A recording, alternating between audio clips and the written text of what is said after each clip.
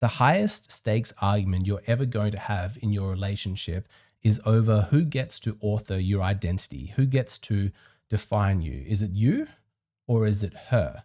Now, for a healthy woman, she's on your side. You know, you think, of course I get to define myself. And she agrees because she likes to see you be yourself, be a man, be a leader. She's attracted to that.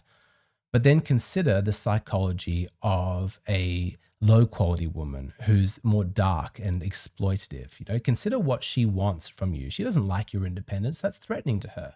You know, who's going to keep her safe? Who's going to, keep her with resources flowing towards her? If you're just doing your own independent thing, that's scary. She wants to control you. She wants to have leverage over you. She wants to make sure if you ever think of divorcing her or seeking child custody away from her, that she's got her thumb down on you and she can press on shame and guilt and fear and anxiety so that you don't stand up to her. I know it's dark to talk about, but the reason you need to think about this is because there are actually a lot of men who are being exploited in this exact manner and they don't even realize it because of how effective the upstream strategy of defining your identity is. Now, what do I mean by an upstream strategy? Do you understand that the ability to define who you are, that's the gold standard. That's the biggest trophy that there is, right? Because if you are defined by her as a selfish person, as an uncaring person, as an evil person, a useless person, like a failure, then that taints everything that you do downstream from that. Every choice you make, every value you hold, every decision, every action that you take, all of it is tainted by the fact that you're inherently defective. And this is what she wants. She doesn't want to have to fight a million different tiny little fights. No, she wants to fight that big fight so that she gets to define who you are. And then afterwards, from that point onwards, she's won. Because in the short term, while she's going to try and instill this belief inside you, yeah, there's going to be a lot of fights. She's going to be quite visible, but that's not the end goal. No, the long-term goal is far darker. She doesn't want to police you. She doesn't want to be your slave master. She wants you to police yourself. Okay, so she's convincing you that you're this terrible, useless person, but that voice is slowly seeping into your own mind. And you notice that when you just accept that and you go along with it, everything seems to get easier. She seems happier. Things seem more peaceful. And so that's a kind of reward mechanism happening inside your brain. But when you resist, everything gets harder. And eventually your doubts start to come about. You're like, gosh, maybe I am this terrible person. Maybe there's some truth to what she's saying. And so you police yourself. And this is what I mean when I say that men don't even realize that this is happening because the woman's not externally visible anymore. Her voice is now inside your own mind. You're whipping yourself. That's why a lot of men are being abused. They're being exploited and they have no idea that they're being abused and exploited. I bet you can think of like 5 guys in your life right now, friends, family members who are in this kind of a relationship and you just want to shake them. You're like, mate, can you see what's happened? Do you see how she's just living like a parasite off you? And you're not even aware of what's going on. It's fucking heartbreaking because you can't get through to these guys because they have begun to identify with this abusive voice. Now, how did that happen? Men are quite vulnerable to this because men in this day and age, they're very unsure of themselves. Feminism's victory has been so complete that we don't have an obvious identity that is given to us as men. Are we meant to be strong? Are we meant to be feminine? Are we meant to be masculine? Are we meant to be emotional? Are we meant to be stoic? We get these mixed messages. There's not an obvious role. And so a lot of young guys are entering adulthood in their relationships without a stable sense of identity. And it's fucking scary. They don't know what to do. And so when this, partner comes along, she claims that she loves you and she's telling you who you are or who you should be. A lot of men willingly sign up to that. They're like, oh, thank God, somebody seems to know what I should be. Like, I'll just adopt this new role. My role is making you happy. At least I finally have a role now. That can feel, reassuring because a lot of guys, they crave female approval. That's not culturally conditioned. That's biological. How you know that you're a good man, a strong, competent, masculine man who's doing a good job is the positive effect that you're having on women. That's deeply encoded in your DNA. And so when a woman knowingly exploits that and says like, I will approve of you, I'll give you my validation, I'll give you my love when you start acting this way, so many men are just willing and vulnerable to go along with that. It's actually very easy. It takes strength of character and courage to rise above that and to kind of block out the noise and the signal that's coming from women. A lot of you guys can relate to this. You fell for this for a number of years, a number of decades, you're thinking back to your first marriage, you're like, oh yeah, that completely was what I did. You're coming out of it now, but have sympathy for the young guys who are still going through this, because they're not aware that what they're doing is wrong or weak. They think it's honorable. They have been brought up in a culture that tells them that it is an honorable thing for a man to do, to just obey his wife, to do whatever a woman says, to live for a woman's pleasure and benefit. He thinks that as a masculine man, that's what's doing the right thing. And you see, that's how his honor gets turned back against him. And what's wonderful about masculinity gets exploited. This is the mechanism by which it works. And a lot of men, they mistakenly think that the growth that they want to achieve in their life, to become a better person, to have all these achievements and accomplishments, that she is a vehicle for that and that she's helping him. A lot of women, they're not just going to be like, yeah, I'm a bitch and I'm selfish and I'm exploiting you. What are you going to do about it? These are women. They're good at this stuff. They're sneaky.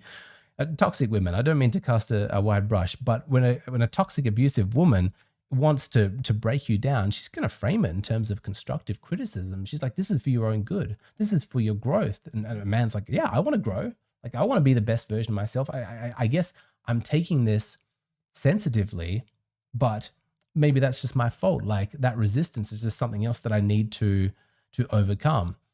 No, that's actually one of the signs that you need to look out for.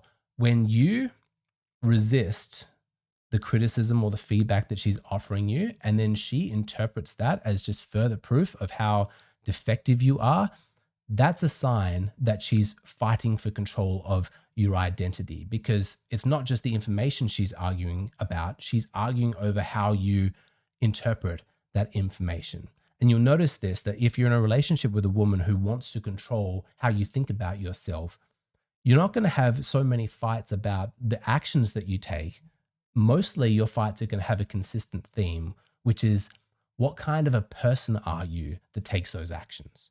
She wants to talk about your intentions and your motives and your plans and all of this stuff that just seems confusing and overwhelming to you. But she seems so sure of herself. You're like this. You think this. You want this. And that's what you fight about. But it's impossible to win those arguments. You know what I mean? Like, the winning move, obviously, is to not play, is to walk away, don't even engage in these games. But if it was purely an argument just about the actions that you took, then it's reasonably straightforward to tangibly point to who's right and who's wrong. The facts are clear. They're right there for everybody to observe. But if we're talking about motives and intentions and your hidden world, how are you going to prove to her that you're not the person that she says that you are? And so she says you're like this, you say that you're like that, and it seems like this is a real thing to be debating over. She gets 50% of the say, you get 50% of the say. That's what's implicit in you even having this conversation, which is why you absolutely should not. She should not have any say as to what your identity is. If you're tiptoeing around on like eggshells constantly, and you always feel like you have to prove something to her, and you're doubting yourself, and you're checking in with her, these are the signs that you've already let it slip too far. Absolutely not. There are things in a relationship that should be absolutely non-negotiable, non-debatable, and your identity is the foremost amongst them. I really mean this. The reason I call this ground zero gaslighting is because everything springs from who you are. And it really is the one thing that she can never claim. Like, you are completely sovereign in your own self-authorship. So if she's making these kind of statements, these claims, like, you think this, your motives are always like this, do not argue with her. I cannot stress that enough. Don't point out what she's doing. Don't get into a debate. All of that is just legitimizing what she's doing, and it deserves no legitimacy whatsoever. She has crossed a red line. Who you are is up to you. That's it. That's a statement of fact. What you think is what you think. What you feel is what you feel. She doesn't get to define that. She doesn't get to make claims about those things.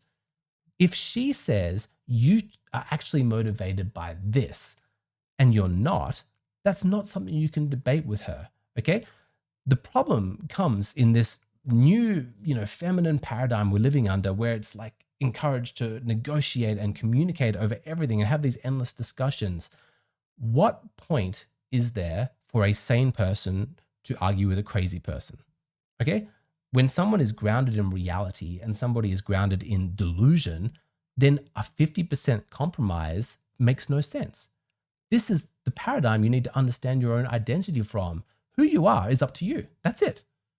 You shouldn't get any claim on that. You can't negotiate that out with her because she has no control over that. She has no sense. If she claims to know your thoughts, your ideas, your motives, then she's stepped into the realm of delusion. She has to have some humility. She can't be a mind reader. She can't know you better than you know herself.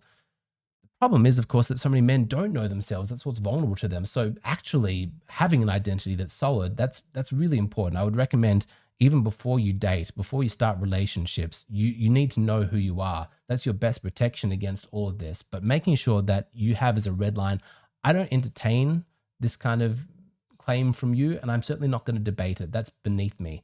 Let me lay out your choices for you as a woman, okay? When I tell you what my motive is, you believe it. When I tell you what I'm feeling, you trust it. When I tell you what I'm thinking, you listen quietly. You don't secretly, harbor like fantasies inside your mind of like, I actually think he's feeling this, or I actually think he's thinking this. I think he's motivated by this. And then sometimes it spills out and you have arguments no, none of that stuff. Do you trust me? Are we in a relationship? Have you chosen me to be your partner? Because if so, then you have to believe me when I tell you that this is who I am. You have to respect that. You don't get to chip around the edges. I'm not some project that you get to work on and try and change. If you want an expression of agency, it's to come closer to me or to exit out the door. Those are your two choices. But we're not going to negotiate my identity. That's ground zero. There's a place inside my psyche that you are not welcome. We're talking about the behind the scenes architecture of what makes me me.